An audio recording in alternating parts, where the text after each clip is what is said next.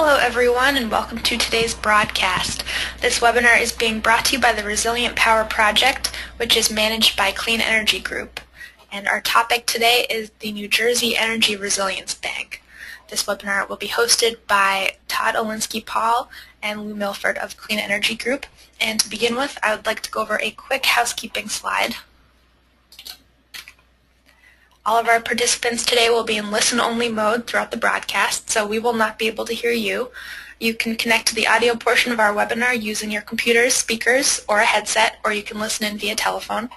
We suggest that you listen in via your computer to avoid telephone charges, but if you are listening to us today by phone, we ask that you please enter the audio PIN into your phone keypad. We're encouraging all of our webinar participants today to please type your questions in as you think of them into the webinar box on your console, on your screen. You can do this at any time during our broadcast today, and we will queue up your questions and answer them as time allows in a Q&A following our presentations today. Finally, this webinar is being recorded. You'll find a recording of this and our previous webinars on the web addresses on your screen, and they will be available later this afternoon. And with that, I would like to introduce Lew Milford. Lew is the president of Clean Energy Group, and he's going to describe our project today.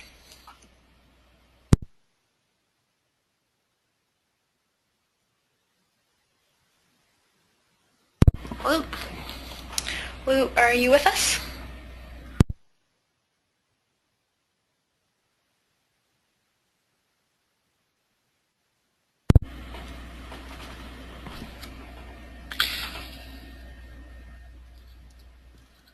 Okay, Lew may be muted or may need to call back in.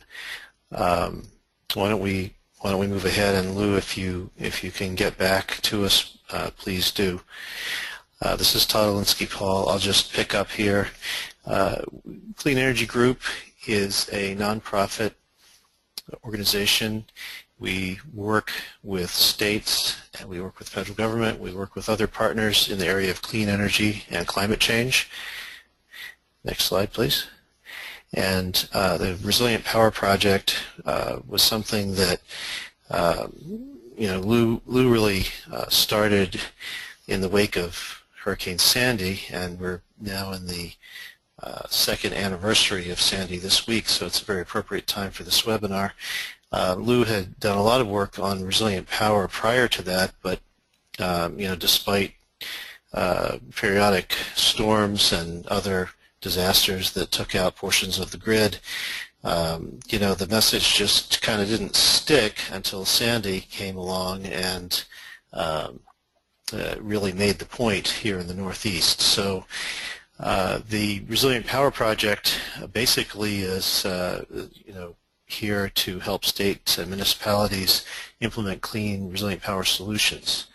And that means working with states, working with municipalities, working with the federal agencies, national laboratories, local officials, utilities, really whoever we need to work with, and developers as well, to get resilient power deployed at critical infrastructure so that the next time the grids go down, there will be critical services and facilities that can continue to provide service to those communities. Next slide, please. I do want to mention before we start today's presentation that we have an upcoming webinar November 20th on financing resilient power. It's a really important topic. These systems are crucial, but they do cost money, and a lot of folks out there who are interested may not know how to go about getting financing. And so we're going to have a webinar that will be promoting and supporting the release of a financing report for resilient power. And again, that's the 20th of November, and you can register at the link you see on your screen there. The topics to be covered include bond finance, clean energy financial institutions, credit enhancement, and public and private ownership structures. So I hope that folks will come back for that webinar. Next slide, please. Lew, have you managed to get online?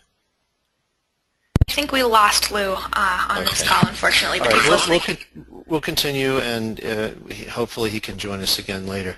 I want to introduce today's speakers, and that is Mitch and Tom from New Jersey Energy Resilience Bank. Mitch Carpen is the Executive Director, and Thomas Walker is the Deputy Director.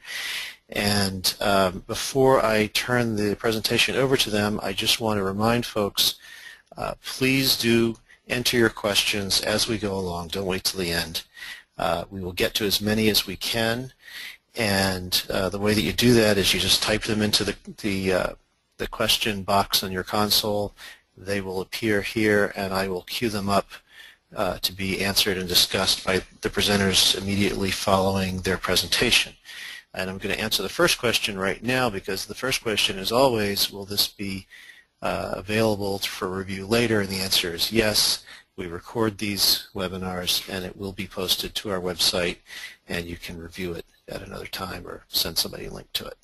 So with that, I will pass the baton to Mitch and Tom. Okay, thanks, Todd. It's certainly a pleasure to be here talking about what New Jersey is doing about energy resilience. It's a topic on everyone's mind, especially in the Northeast, given what happened with Hurricane Sandy. So it's helped us prioritize our need to develop our energy infrastructure to meet resiliency and to prepare for the next big storm, so to speak. It's a joint effort between the Economic Development Authority of New Jersey and the Board of Public Utilities of New Jersey. We've committed roughly $200 million worth of funding to energy resilient projects across many of the industries, and we'll see shortly which industry we're focusing on first. There's, of course, some technology considerations, which my colleague Tom Walker will talk about a little bit more. So generally, the mission is to realize energy resilience in New Jersey. Certainly starting with the critical facilities, and we realize that finance and technological expertise have to play a role there. So we'll step through some solutions in terms of the technological side of what we mean by resilience and what we'll support, and then we'll go into some financing options that we've started out with the water treatment area, and then some eligibility based on our source of funding, and then we'll step into Q&A after that. So, Tom Walker. Thanks, Mitch. Thank you again for letting us speak. The major concept of the Energy Resilience Bank is to promote resiliency in critical facilities throughout New Jersey with the use of either efficient or renewable or green energy type generation. As you can see from the slide, the technologies we're focusing on are CHP, combined heat and power units. We're also looking at installing inverters and storage for solar PV systems. We're looking at fuel cells with or without heat recovery, and as an overall concept, we're trying to promote and assist with the development of microgrids. I'd say right now probably on a campus type level. The idea is to make these facilities use this type of, or be able to function with this type of generation as an island mode, to basically disconnect from the grid, be self-sustaining for all critical loads that are necessary throughout a storm or emergency outage event.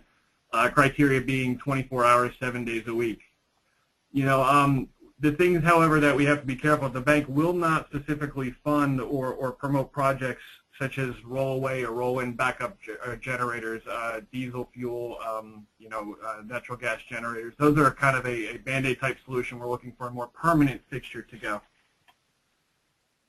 Again, as we're going through it, the potential for resiliency options for each different type of technology varies. Microgrids require a closeness, or like I said, a campus, something within a mile, a half a mile to a quarter of a mile. The bank would promote the use of all the switching, SCADA, all the equipment to interconnect between the facilities themselves. CHP is the prime mover that we're promoting at this point. The glitch, or not the glitch, but the caveat being we have to make sure that we have heat load and electrical load. Contrary to most of the industry that designs their CHP systems for the heat load of the system, we're actually doing it, I believe it's called bottom down. We're designing it for the electrical load necessary to carry the critical loads in the facility, and then we want to recover as much heat as possible and bring it in balance. Again, fuel cells are an excellent choice. It's more of a local for a smaller type of generation or smaller type of load. And the PVs, while we won't promote, we do promote, but while we won't fund or bring onto the project the panels themselves, we're definitely interested in anything that's required to island it, to store it, the smart inverters, things along those lines. So just to give you an idea, the program itself plans to cover the entire project all the way up from design or concept through commissioning itself. So a lot of the eligible costs you can see on the screen. I won't read them all off, and to be honest, it'd be easier to tell you what's not covered under the cost. But you know, everything that's involved with the Black Start, with the islanding, the installation, all site work, all construction, all preliminary design, we'll be assisting with permits. And one of the key things about the program is it's not just solely geared on new installations, but we're also very interested in helping facilities retrofit existing systems that need to be updated to meet the resiliency criteria that we're promoting. However, you know, some traditional methods of hardening, I would say, that's the term we like to use in New Jersey, wouldn't fall under the program. So just raising equipment or putting flood walls in or gates, that's not really what we're trying to do. Again, we're trying to promote energy generation through renewables and more efficient methods. Okay, thanks, Tom. So along with the one part of the puzzle here is the technology side. The other very important piece of this is the finance side. So we realize that these projects have to have an economic win or economic benefit, and certainly they have to have a resilient benefit. So certainly in the economic side, the energy savings plus the ERB incentive, which we'll take a look at in a couple of more slides, will offset some of the incremental costs for islanding and right-sizing your facility to meet resiliency or at least your critical load, and possibly beyond that, depending on your needs. And the resiliency benefit, public safety is a big factor for us. Avoid on a specific project basis, avoid revenue loss. On the societal benefit, emergency shelter facilities, could be made from a lot of these plants or hospitals or schools. Environmental benefits, so resiliency also has a knock-on effect. It tends to increase efficiency in your facilities, and certainly increase sustainability there. So it's a win-win situation there. So again, economic health and resilient facilities that function during a storm is the major objective of the financing options for us here.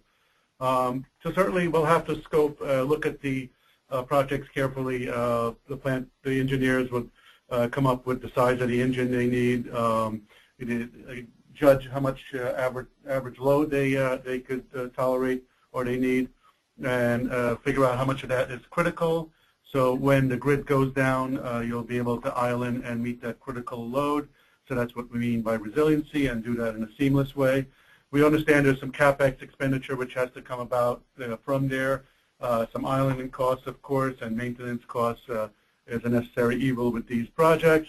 And on the cost side, certainly we can help them figure out, how much should it cost the generation, an island, and come up with a total cost.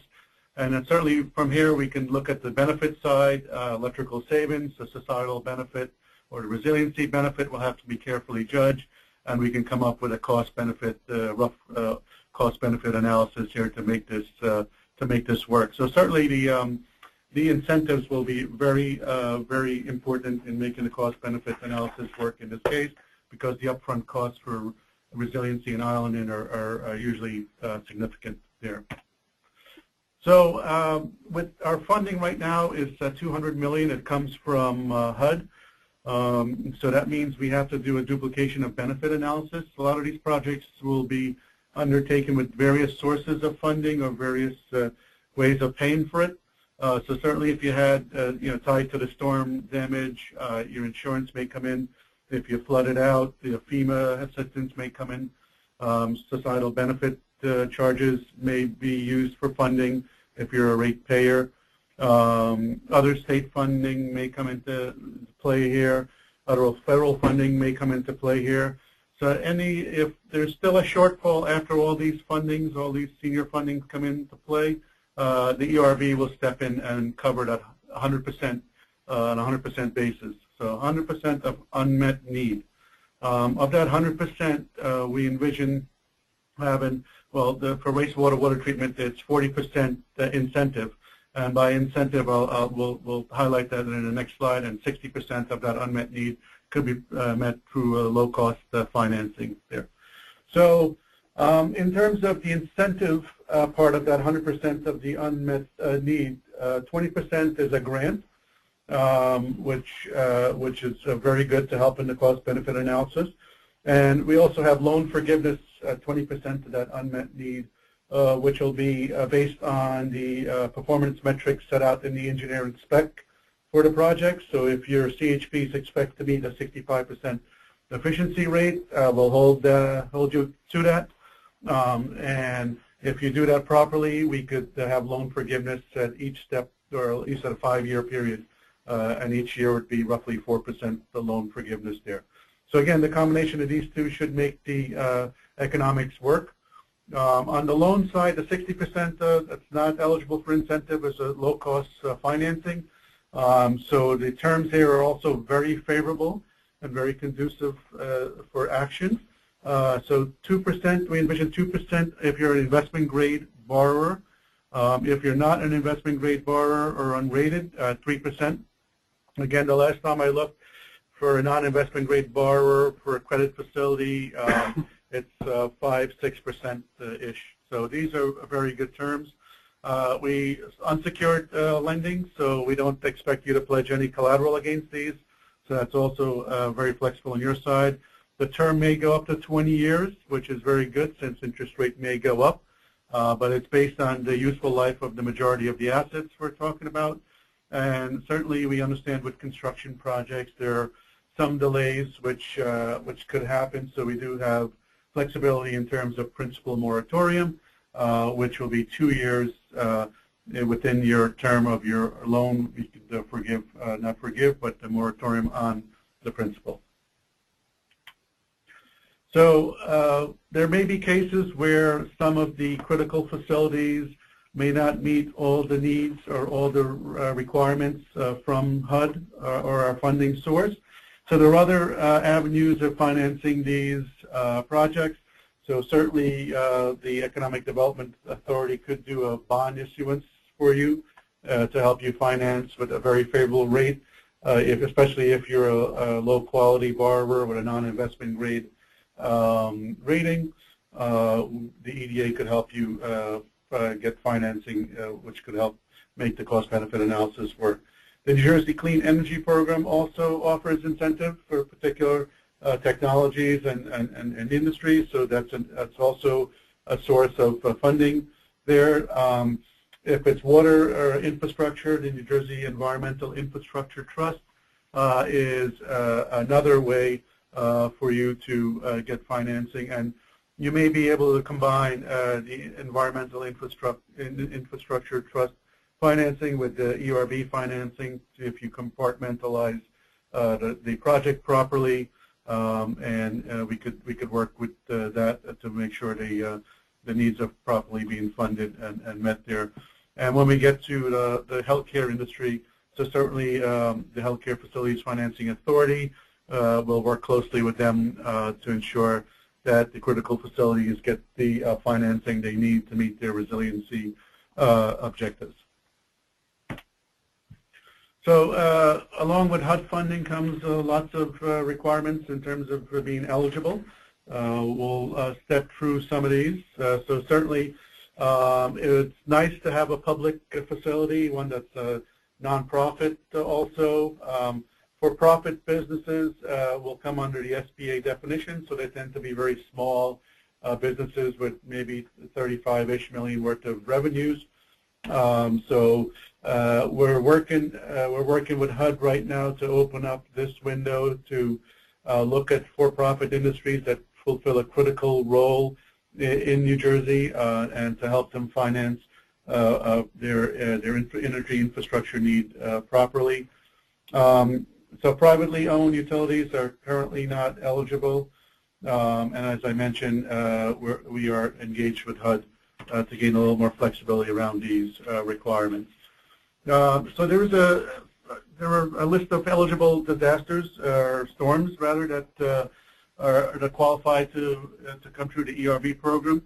We suspect that Sandy will be the primary storm for where we see impact coming from in terms of our clientele. The past 6 nationally declared disasters dated from 2010 are also eligible, but I suspect a lot of people have made progress in hardening or recovering from those disasters, so we envision most of the needs coming from tied to Sandy directly. So to be more granular in terms of the requirements, so direct impact is also very good. Well, it's also a good requirement. It's not good for the facilities, but so certainly if you have insurance claims that show you had a direct impact, that will help you qualify. They'll most likely come from physical damage. There is ability, if you're indirectly impacted by the storm, to get funding through the bank. So, for example, area flooded that lost power, causing, for example, untreated wastewater to be pumped into the waterways of New Jersey and causing environmental impact. That could be a reason to seek funding via the Energy Resilience Bank. So, of course, the coastal barrier resource area are tricky, and we can't fund there unless the operations cannot be moved or relocated within reason. And the project equipment must be installed at the facility and operational within 2 years of closing of the ERB grant loan. So that 2 years starts at the closing of the loan or the grant. So it may take you a year to get your environmental permits, your engineering specs, and everything in order, and then you'll go through the underwriting process and hopefully get a closing memo that comes out of that, 3 to 6 months later. So it's these are long-dated projects, and they're complex projects, and we understand they'll take time to move them through from cradle to grave, so to speak. So the next, just a quick wrap up on how we score these potential prospective clients. So we have an objective scoring system which relies on the 7 major criteria we see here. So certainly the technological efficiency and then the economic cost effectiveness of that will be important. LMI objectives, low to moderate income national objectives, is also important because of HUD requirements. Most impacted communities, there's a list of them in our program guide located on www.njerb.com. So readiness to proceed also is a big factor because the expiration date for the HUD funding is September 2019, so it's critical that you are able to act within that period. I have a closing memo out, and certainly we can fund sometime after that. Criticality to the state is very important. Microgrid features is also very important and supported by our model or scoring system. And as I mentioned, efficiency, energy efficiency also is a big factor for us. So in terms of the application, we'll start with outreach first. There's a business development team consisting of experts on the technology side and experts on the finance side. And they will engage the clients and the facilities before application to ensure that they have the proper requirements, the technology is feasible, the financing is doable. And there's a host of engineers on the BPU side which could also provide value-added advice to further improve the projects that the facilities spec out. And so there's a lot of the heavy touch situation going in before we advise the client to file an intake application.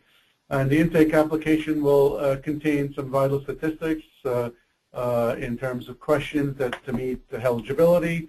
And once we review that intake application, we then further advise you to either go through a full application based on the requirements, or not go through a full application because you don't necessarily meet them, and you're likely to be turned down.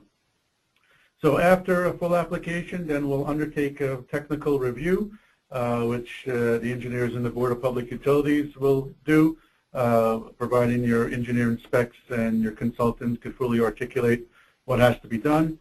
So there is federal requirements, and HUD namely will ensure that you are able to meet those properly and could move further along in this process. After all the T's across and I's are dotted at this stage, we'll present your case in front of the board of EDA and the Board of Public Utilities, and both have to agree before we move to a closing situation. And closing situation could be contingent on you getting your environmental permits, because we know those take a little while to get. And then after closing and funding of the projects, we would monitor construction closely to ensure progress there, and also ensure that you meet the requirements to enable loan forgiveness, the other part of the incentive structure for acting here. So it's a fairly, not straightforward process, but complicated process. But we have a, again, our team is well versed in this, and should be able to help most of these folks move through this fairly effortlessly.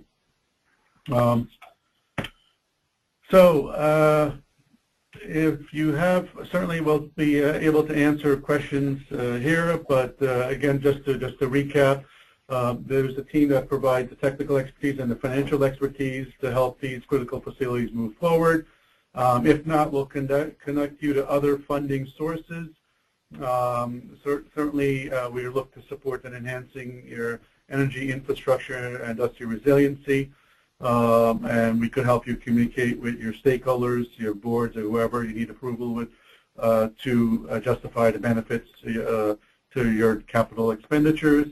And ERB, of course, will be the point where, although you may not qualify, we'll be able to point you to the right program that may work for you and to meet your infrastructure financing solutions.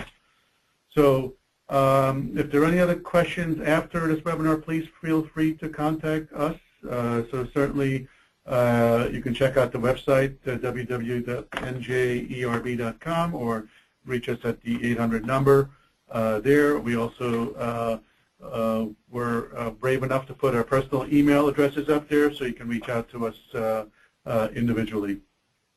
So, I think, Sam, do we have any questions? Or Todd?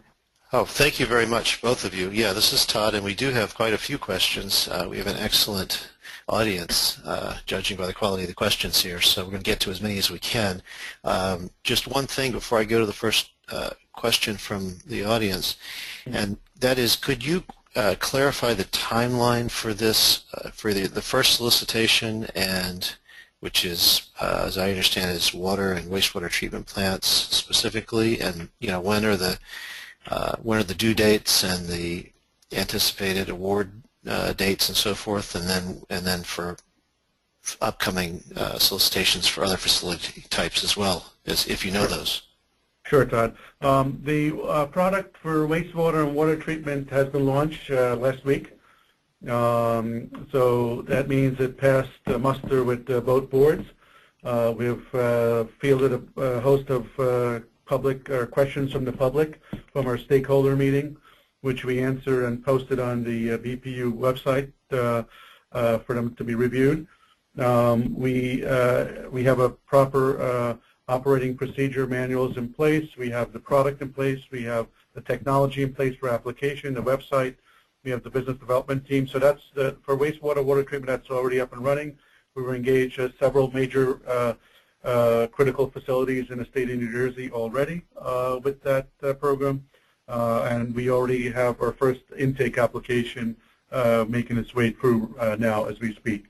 In terms of what's upcoming, the next industries to stay tuned for is education, healthcare, and transit. We expect healthcare to move forward in January sometime, and transit and education to follow shortly after that. The analysis needed to figure out how much incentive those guys need to act to overcome their unmet need of some kind of gap is currently being undertaken by McKinsey, and we will have public stakeholder meetings to share more information with those industry. The other question, if I may, is thinking about the longevity of the bank, which we didn't mention in this presentation, and which would be very useful when we listen into your next webinar on the 20th, is how do we finance the bank after the $200 million of seed money has been utilized or committed to these projects.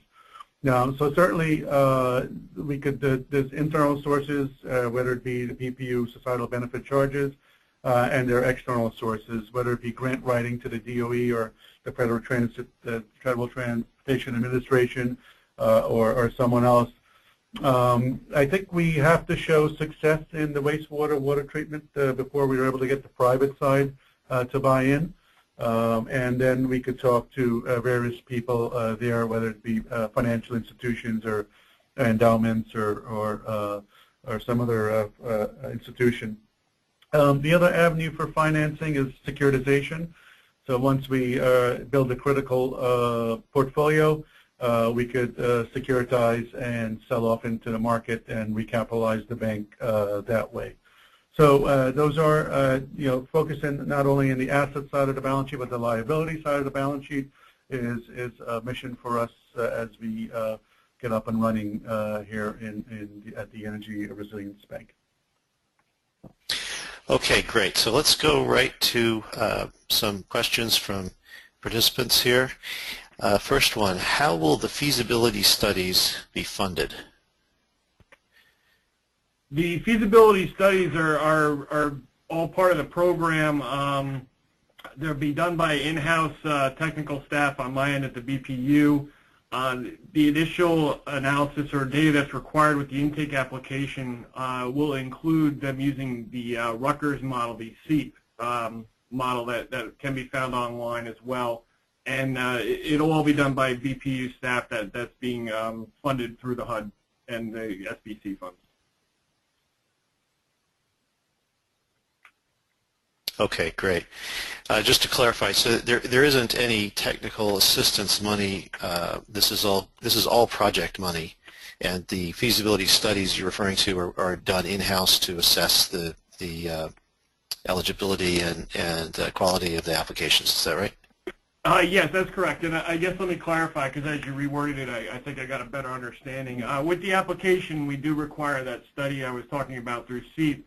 But again, all those soft costs can be recouped in the project itself. That'll be part of the reimbursement. As Mitch had mentioned, we reimburse the project as it goes forward. So that would be covered as part of eligible costs.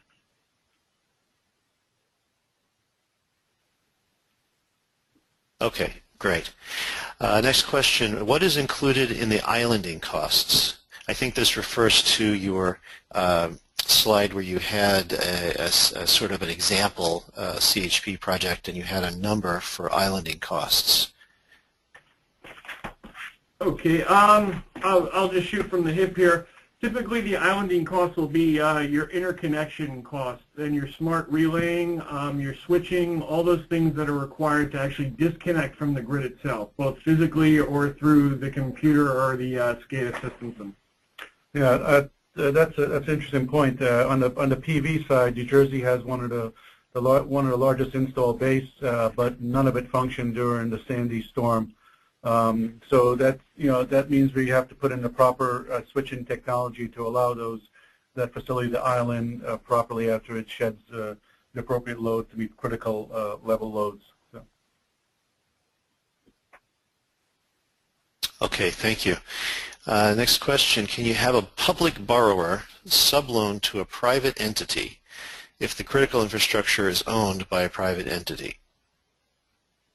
That's a complicated thing, which we'll have to sit down and think about that. Not sure we have an answer for that right now. Tom? Todd? Yeah. No? Okay.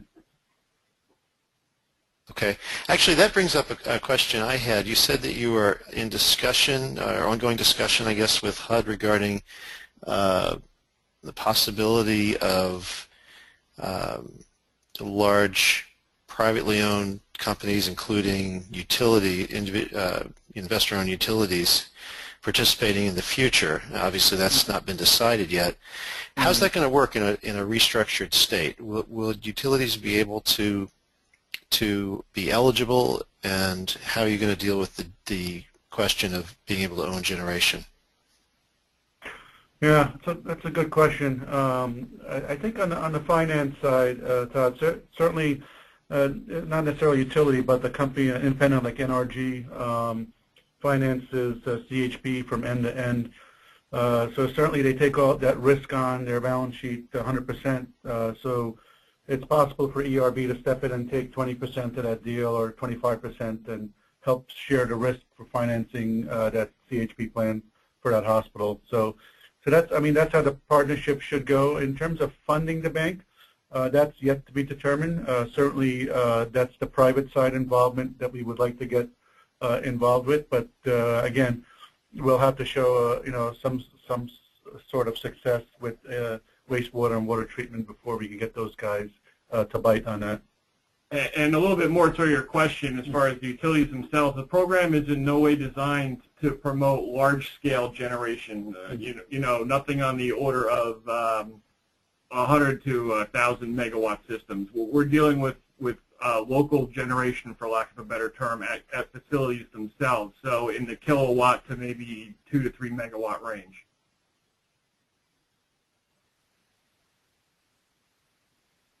Okay. Yeah, I was just wondering because we've seen examples of utilities installing systems on the distribution system that are in that range and would qualify, but in a vertically integrated context in which the utility can own the generation. I'm not sure how that would work if they can't, but certainly they'd be good partners. I guess that's what you're wrestling with. Yeah, and it's an excellent question, especially the way the tariffs and the rules are written in New Jersey, like you say right now, with the vertical integration. But again, the focus for the program, I would caveat it, says is focused on a facility itself, not necessarily a generation for a local area for a utility to supplement. Right. Okay. So next question from an audience member. Do the eligibility requirements exclude projects that may involve facilities that had no tangible impact from Sandy or other storms?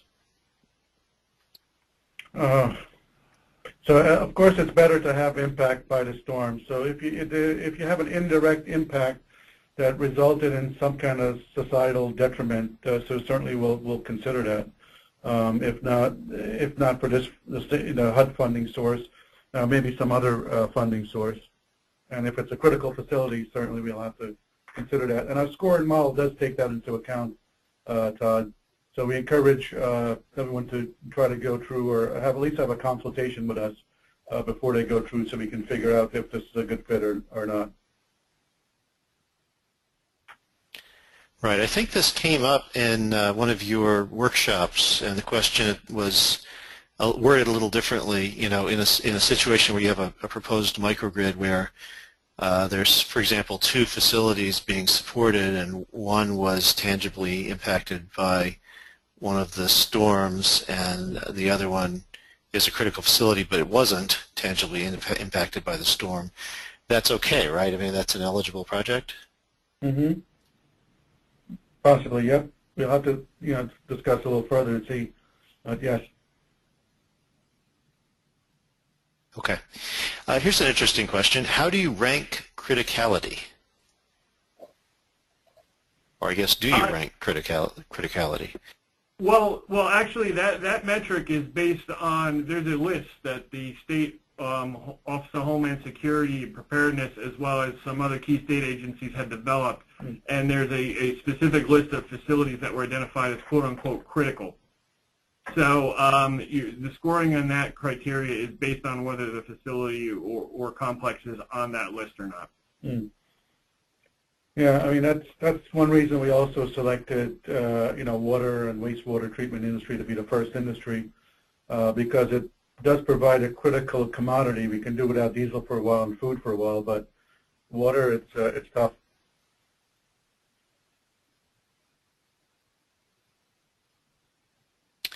Okay.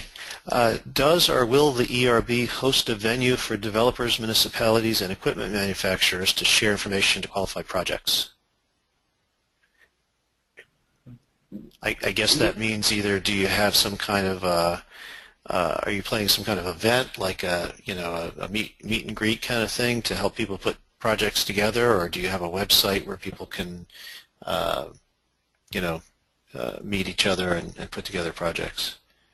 Well, I don't think we've specifically envisioned anything along those lines. It's definitely something we can consider. But what I would say is as we're going into the next tier, when we have the hospitals and healthcare and transit and education facilities, anybody's welcome to attend those meetings. Those are open public meetings. So it's not just for the stakeholders, but it would also be a good place for those different types of partners to intermix or to mingle. Yeah, it's also forums like the Municipal League of Municipalities as a way to get people together. We've already reached out to many of the energy companies and a lot of the developers in New Jersey to let them know what's going on with the ERB and to seek collaboration where possible. So, but it's one of those things that requires continuous effort, and we're going through the process right now.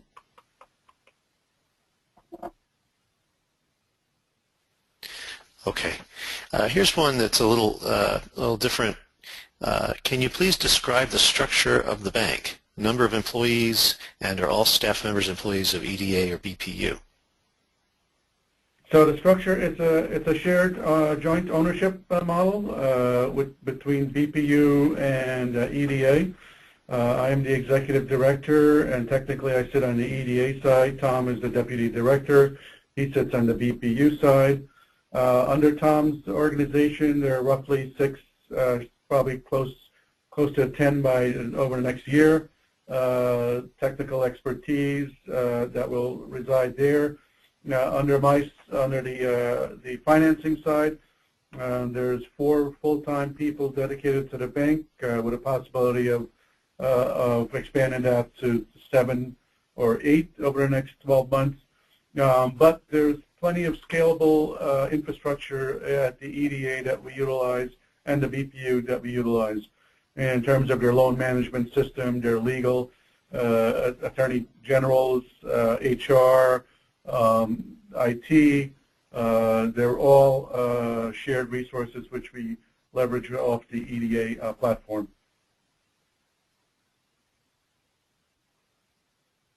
Okay, great.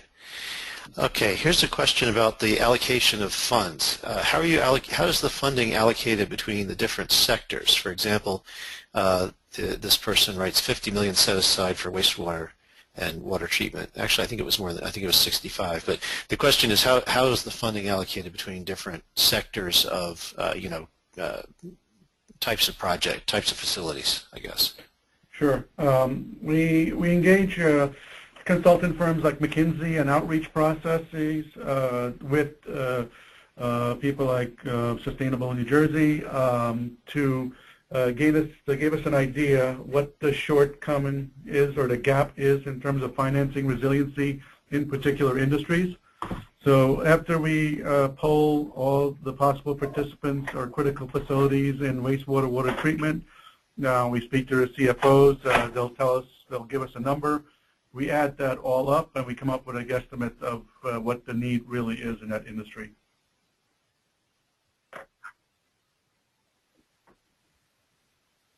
Okay, great. Do you know if the renewable projects such as solar will count toward any incentives under the New Jersey Clean Energy Program? That's a very good question, but I believe the answer is no, solely because we're not promoting the panels themselves. We're just promoting what's required to make it islandable and assist the facility to self-sustain. So that would be switching and some limited form of battery storage. Yeah. And keep in mind those the black start component, which the facility would have to be responsible for, whether it would be diesel or something like that. Right, and there are other programs in the state that support the PV portion of that system, correct? Yeah, absolutely. The state does plenty of programs federally, financial and depreciation schemes. So. Okay, great. Is the Resiliency Bank offering grants or some type of credit enhancement, loans, or both? I think you answered that. You're doing both loans and grants. What about the credit enhancement question? The credit enhancement is an evolutionary product for us, which will come about as the bank starts to expand. So certainly, if a credit quality of a potential facility is not great and their cost of borrowing would result in their cost-benefit analysis not working out. So certainly the EDA could step in and provide a guarantee of some sort that would make the cost of borrowing a little more palatable and make the cost-benefit analysis work out. So it's on our list of things to examine, Todd. Okay, good. Here's a listener who's a developer apparently, and the question is, as a developer, can I work directly with a community to bring a project to BPU rather than using your consultants? I'm not quite sure I understand the question. If a developer wants to work with a community, then that community itself can approach the ERB. Okay, yeah, I'm not quite sure I understood it either. I thought maybe it would make sense, more sense to you guys. But I think what they were trying to find out was how to coordinate as a developer to get a project applied, in the application process. So I guess the answer is to team up with at this point to team up with a municipality that has an eligible water or wastewater plant, right? Correct? Yeah.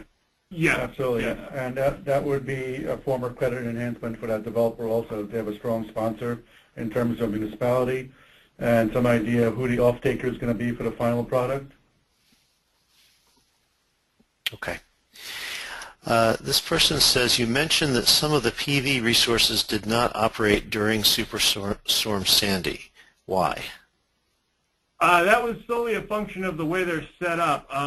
The current inverters on most of the solar systems in New Jersey don't allow them to disconnect from the grid and feed backwards. The technology's out there. It's a little bit more expensive, but the systems weren't set up that way. So it just became a function. I believe some of it's building code, some of it's actually the way it was intended to operate. So unfortunately, you had all these panels collecting all this energy right after the storm, but they couldn't send the energy anywhere. Yeah, I could add that that's not just New Jersey. That's all over that was the standard for any type of distributed generator for a long time. The idea being that having the capacity to feed power back up the line when the grid was down could endanger line workers who would be out there repairing those lines. And the whole islanding idea is, we have inverters now that can do this, and other equipment that simply physically separates the local facility with its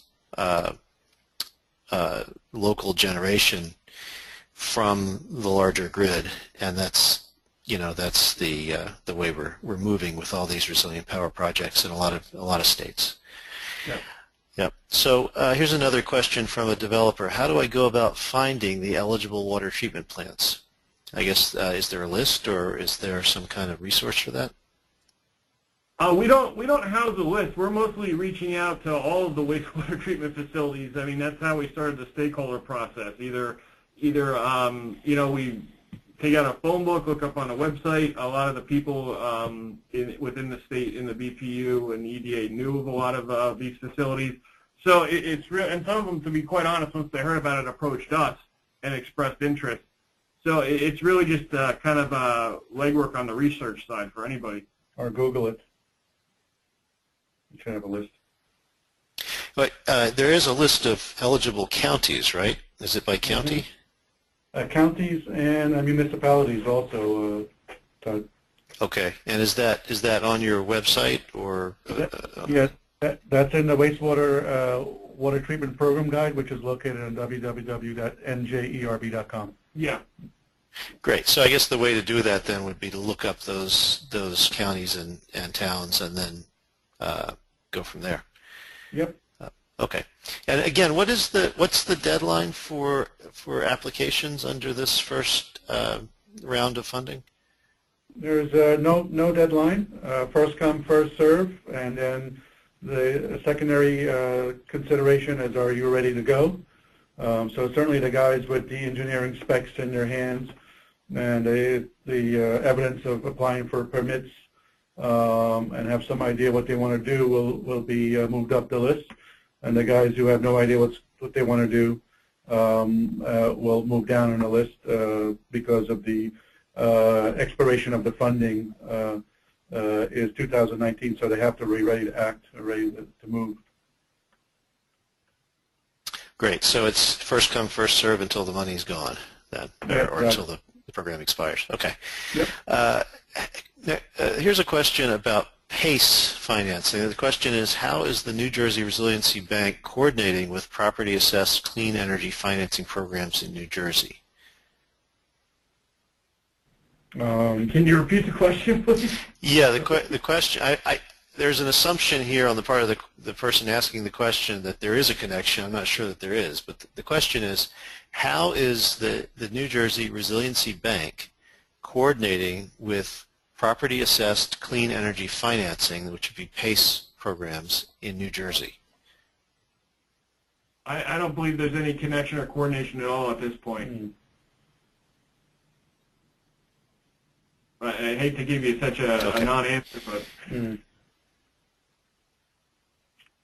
no, that's a perfectly good answer.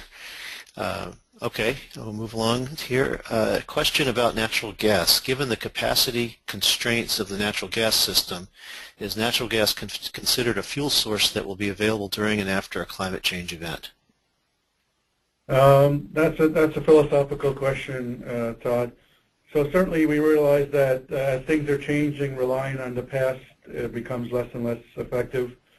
But certainly if you can diversify your energy sources, whether it's coming from the grid or you have a CHP plant that's gas-fired, or a dual-fuel plant that's gas and oil-fired, that's even more resilient.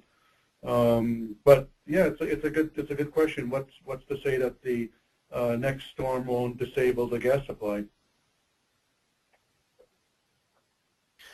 But just to bring it back to the program itself, the natural gas is an eligible fuel for these types of projects. Absolutely, yes. Yes, because it's not only renewable types but efficient types, and natural gas-fed CHP can be very efficient. Right.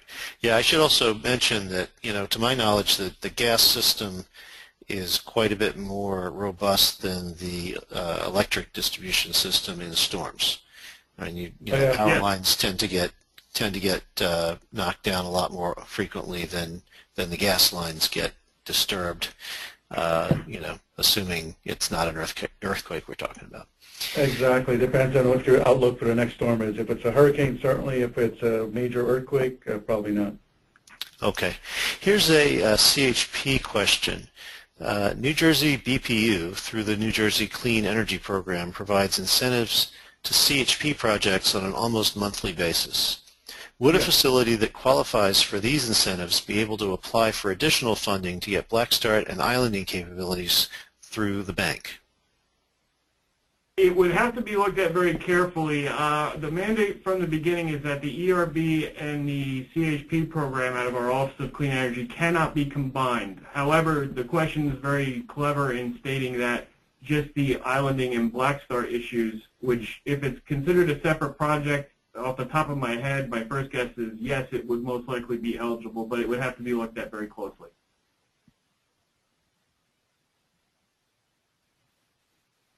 Okay, very good. Are third-party owned systems eligible for incentives such as PPA structured ownership? Currently, we're not structured that way. It's possible in the future, as Mitch has said, we're looking at how we can work within the HUD restrictions, but as it stands right now, no, it would not be. And also, as we expand the sources of funding, we possibly could open up to a wide array of other projects, including purchasing power agreements and so forth. Okay. Question about energy efficiency. Can the loan or grant be used for the energy efficiency component, I suppose, of a project? It has to be resiliency to start off first. Energy could be efficiency could be a knock-on effect. Okay, so it can't be just strictly an efficiency upgrade, but it has to be resiliency first, and then hopefully there's an efficiency benefit. Absolutely. So, yeah, we're trying to promote efficiency within the program, but the primary consideration, as Mitch said, is resiliency. Okay. Are there any project size restrictions, either max or minimum size? Currently, no. Capacity. I guess capacity is we don't have any. We don't have any restrictions. The requirement is to cover the critical load for a minimum of 24 hours for 7 days. Facilities can oversize if they want to carry more of their facility load beyond the critical. The program will fund that as well. So, but currently no caps. Okay.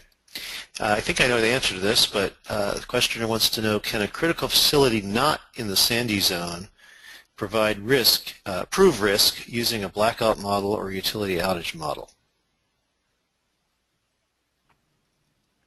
They can. The question of eligibility still will have to be reviewed. The program is geared with a certain percentage of the funds and focus on the 9 most impacted communities. However, through some clever work, the EDA and BPU have been able to include facilities outside of those counties to a certain degree and percentage. Again, so the real question there becomes whether it was a direct or indirect impact and how HUD would view that in the application.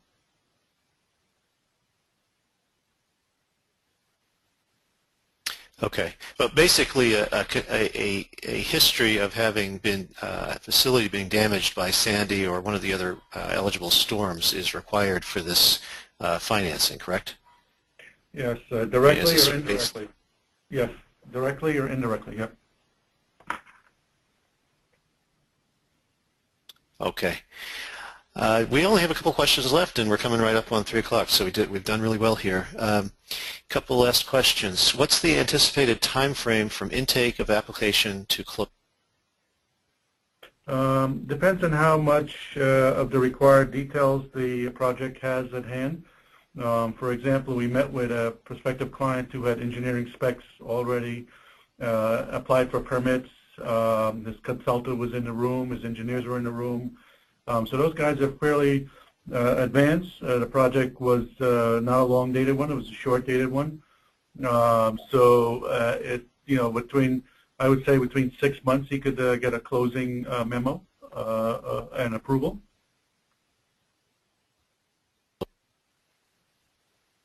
Okay, great. Does the program designate approved contractors and sales sources? No. That they need competitive bidding process for most of these nonprofit or municipal public entities. Okay. Although CHP and ERB funds can't be combined, if there's a project that's eligible for ERB funds but not CHP funds, For example, if the efficiency is not high enough for the CHP hurdles, then can the CHP be paid by the ERB funds? Well, yeah, whatever is the unmet need can be paid by the ERB funds. What I will say though is that the efficiency criteria between the CHP fund and the ERB is similar, if not the same. Mm-hmm. Okay, and last question. I gather this is somebody who is looking to do some business with you. How can a microgrid consulting firm offer their services to the ERB? We'd be happy, to just make a contact with somebody and discuss. We have several consultants that we use throughout this whole process, not just in microgrid, but other, other aspects of this whole program. So, they can feel free to call us. Keeping okay, in mind fantastic. Listen, this is the first time I think what's that? I was just going to say, please just keep in mind, any approved contractors we have to go through Treasury. So I'm sure most people are aware of that process. Right. Well, listen, this has been a great webinar. I think this may be the first time in the history of webinars, at least since I've been here, that we actually got to answer every question.